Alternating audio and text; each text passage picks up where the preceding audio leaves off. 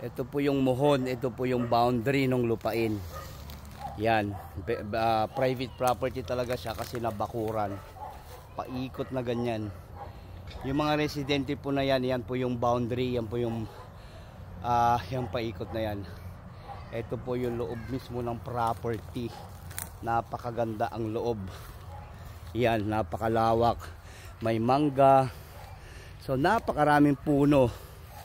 Ang dami-daming pwedeng gawin dito. So yan po yung boundary, paikot na yan. Yun po yung highway. Yan, there you are, ang ganda. Ayan, this is the property na binibenta. Ito po, ganyan po kalawak. Wala pong bahay.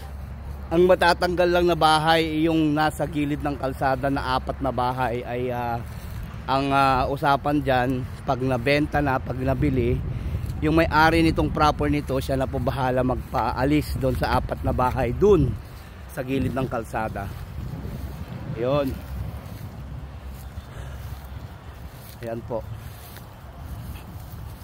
Napakalaking napakagandang investment, napakagandang lupa. Yan.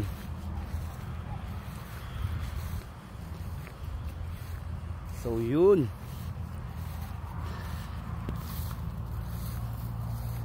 Yan, dito sa